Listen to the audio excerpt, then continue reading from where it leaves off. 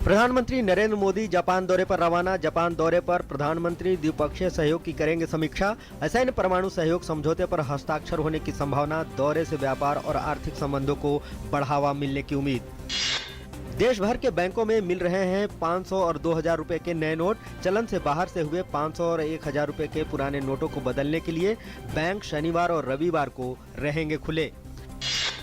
केंद्रीय वित्त मंत्री अरुण जेटली ने 500 और 1000 रुपए के नोटों की विमुद्रीकरण से जुड़ी सभी चिंताओं को किया दूर। आर्थिक संपादकों के सम्मेलन को संबोधित करते हुए वित्त मंत्री ने कहा, सिर्फ काला धन रखने वालों को ही भुगतने पड़ेंगे परिणाम, छोटे जमाकर्ताओं को नहीं होगी कोई परेशानी। जम्मू कश्मीर के रामपुर इलाके के उरी सेक्टर में सेना ने घुसपैठ की कोशिश को किया नाकाम। एक आतंकी ढेर AK-47 बरामद। राष्ट्रपति प्रणब मुखर्जी और प्रधानमंत्री नरेंद्र मोदी ने अमेरिका के 45वें राष्ट्रपति चुने जाने पर डोनाल्ड ट्रंप को दी बधाई। प्रधानमंत्री मोदी ने ट्रंप को फोन कर दी शुभकामनाएं। कहा, भारत अमेरिका के साथ संबंधों को एक नई ऊंचाई पर ले जाने की ओर अग्रसर। अमेरिका के राष्ट्रपति पद के चुनाव में डोनाल्ड ट्रंप की जीत के खिलाफ प्रदर्शन के लिए समूचे अमेरिका में लाखों लोग सड़कों पर उतरे और उनके कट्टर व नस्लवादी विचारों की आलोचना करते हुए आब्रिजन और मुस्लिमों पर चुनावी घोषणाओं के खिलाफ विरोध प्रदर्शन किया। अमेरिकी राष्ट्रपति के चुनाव में हिलेरी क्लिंटन के खिलाफ जीत दर्ज करने के महज एक दिन बाद ही सभी उम्र, धर्म एवं राष्ट्रीयताओं के लोग New York, Chicago, Philadelphia, Boston, California, Colorado, Seattle और अन्य शहरों के प्रमुख स्थानों पर इकट्ठा हुए और ट्रंप के खिलाफ प्रदर्शन किया।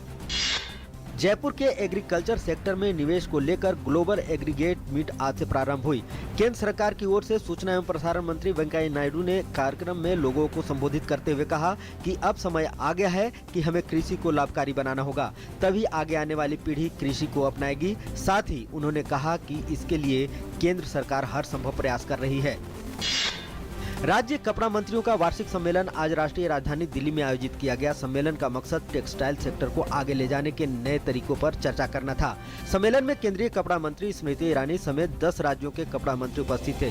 सम्मेलन में राज्य कपड़ा मंत्री अजय टम्टा ने कहा कि सरकार ने देश में बुनकरों की मदद के लिए कई कदम उठाए हैं। काला धन रखने वाले धन कुबेरों का भय उत्तर प्रदेश के बरेली में साफ दिखाई देने लगा है। जब से 1000 और 500 के करेंसी बंद हुई है, तब से ये धन कुबेर घबराए हुए हैं। यहाँ सड़क के किनारे 1500 के करोड़ों रुपए को बारीक स्क्रैप कर फेंका गया है। मामला सीबीगंज थाना क्षेत्र के परसा खेड़ा स्थित BL एग्रो कंपाउंड में सड़क किनारे के हैं। यहाँ BL एग्रो फैक्ट्री के बाहर 2 नंबर सड़क पर भारी तादाद में नोटों के स्क्रैप पड़े होने की जानकारी मिलने के बाद लोगों में चर्चा शुरू हो गई। बहरहाल अभी इस मामले में बरेली प्रशासन जांच शुरू कर दी है।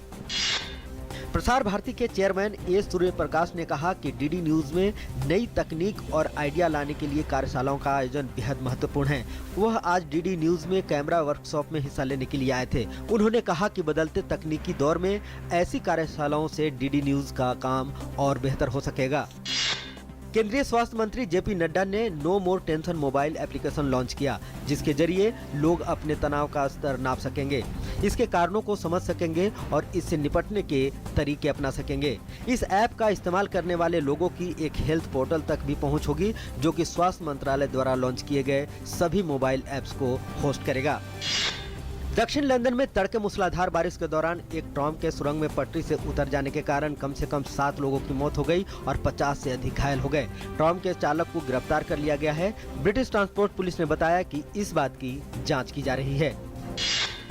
ट्रंप की जीत के बाद दुनिया भर के बाजारों में तेजी का माहौल दिख रहा है। बम्बई स्टॉक एक्सचेंज का सेंसेक्स आज बढ़त के साथ खुला और शुरुआती कारोबार में 337 अंक की तेजी के साथ 27,590 अंक पर पहुंच गया और सेंसेक्स 400 अंक के ऊपर चला गया। इसी प्रकार नेशनल स्टॉक एक्सचेंज का निफ्टी भी 113 अंकों की बढ़त के साथ 8500 के स्तर को पार कर गया। निफ्टी शुरुआती कारोबार में 8,545 अंक पर पहुँच गया। रियो ओलंपिक की रजत पदक विजेता PV सिंधु और लंदन ओलंपिक की कांस्य पदक विजेता साइना नेहवाल को प्रीमियर बैडमिंटन लीग के दूसरे सत्र की खिलाड़ियों की नीलामी में अधिक कीमत नहीं मिली है। वहीं स्पेन की ओलंपिक चैंपियन कैरोलिना मारिन के लिए सबसे अधिक बोली लगी। हैदराबाद हंटर्स ने 2 बार की विश्व चैंपियन मारिन को 61,50,000 रुपए में खरीदा। भारत और इंग्लैंड के बीच राजकोट टेस्ट के दूसरे दिन का खेल शुरू हो गया है। इंग्लैंड ने पहले दिन के स्कोर 4 विकेट पर 311 रन से आगे खेलना शुरू किया। मोइन अली के शतक की बदौलत इंग्लैंड ने राजकोट टेस्ट में भारत के खिलाफ मजबूत की अपनी स्थिति। इंग्लैंड ने पहले दिन के स्कोर 4 विकेट पर 311 रन से आगे खेलना शुरू किया। मोइन अली के शतक की बदौलत इंग्लैंड ने राजकोट टेस्ट में भारत के खिलाफ मजबूत की अपनी स्थिति। इंग्लैंड ने पहली पारी में किया 500 रनों का आंकड़ा पार।